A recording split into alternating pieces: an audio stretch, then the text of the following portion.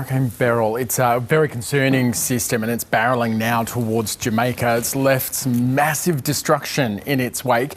Journalist Mikey Hutchinson joins us live now from Grenada in the Caribbean. A very good morning to you, Mikey. Thanks for putting up with some pretty tough conditions to be able to connect with us this morning. First of all, what do conditions look like on the ground there behind Beryl? Okay, so we are still assessing the extent of the damage here on mainland Grenada. I just did a drive through and I noticed that although we have not had extensive infrastructural damage, but agriculture, the farmers, they have a lot of loss to contend with. We're talking about the nutmeg, what we call our black gold, banana, cocoa, coconut. So vegetation has taken a serious beating from the hurricane. In comparison to Ivan, and I know that a lot of people are asking that's the hurricane that devastated Grenada 20 years ago at a Category 3. We experienced Category 4 hurricane yesterday. However, the damages that were done to Grenada is not as extensive as it was back then 20 years ago. I believe that Grenadians would have built back their homes a little stronger, and so it was able to withstand the wind. However, we have dependencies, that is Carriacou and Piedmont. Those are two smaller islands that are part of the state of Grenada. They experience the brunt of the storm. In fact, the last report that we got, it seemed to be about 90% destruction in terms of the houses there. Almost every house in Carriacou and the Piedmont has sustained some degree of damage, if not totally destroyed. We have had word of 2 fatalities in Carriacou and 1 fatality here on the mainland Grenada, bringing it to a total of 3 fatalities thus far. The impact, the overall cost and everything like that is still being assessed. How badly we are affected, that is still being assessed. So the damage assessment should go on for another day or so, and then we will be able to tell exactly how expensive of a hurricane Beryl was on the state of Grenada. Yeah, it's absolutely devastating, and it's the strongest and the earliest system of its kind to come through. Am I right? That is right. So we do not have on record any hurricane being a Category 4 that early in the hurricane season. We are just 1 month into the hurricane season, and already we have had a hurricane of that intensity. That is historic.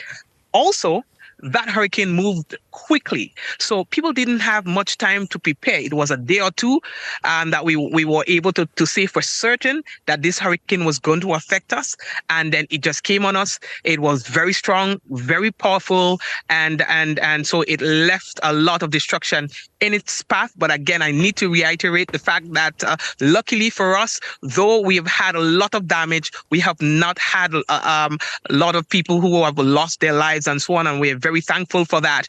We are getting aid from neighboring countries, Trinidad and Tobago, Guyana, St. Vincent and the Grenadines. We've had other islands who are saying that, hey, we are ready to assist you guys however you need that assistance. So we are happy that the islands within the region are ready to come to our aid to assist with whatever needs that we have. Carriacou and Piedmont, again, are the islands which is part of the state of Grenada that really needs the help. We already had our Prime Minister and a contingent of persons going to those smaller islands to render aid to those who are in need. Mikey, look, that's good news. We're at the start of what's probably going to be a very long season. Have you got concern for the months ahead?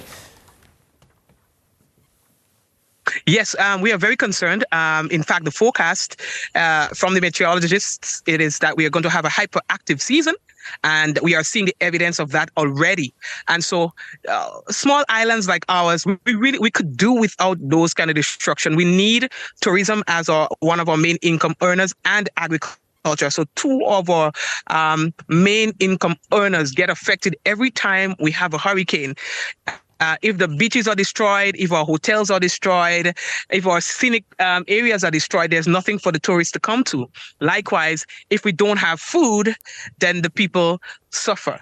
So it doesn't matter the intensity of these hurricanes. Once they hit our island, they affect us in a drastic way. So we really could do without those hurricanes. Yeah, for sure. And if you could show us what's happening around you, like what it looks like there, and also at the same time, tell us about, you spent a good couple of hours live streaming this system as it was coming in. Yes, I did. I wanted to give people an appreciation for what was happening. But that happened until we lost internet, and we only got it back a couple hours ago. So that kind of inhibited my ability to show more of what was taking place. But yes, we were able to get footage from our residents and so on, so that we can get an appreciation for what was happening in their respective areas. So if I am to walk here now, what you are seeing is one of our nutmeg trees, and this is the root of the ground. The nutmeg tree is on the ground, so that tree is totally destroyed. If you look in the far end, I'm not too sure how close you can see things. This is bananas. Again, this community is known to produce a lot of bananas, nutmeg, and other vegetables and fruits and so on. And you can have a little idea as to the kind of destruction. And this is not even close to what the majority of things is. But we have a lot of destruction taking place in these areas. If you look a little further, you will see another tree that is broken. I'm just going through the bushes. Mikey, maybe make sure you're see another staying tree safe that is there, broken. sir. I'm good.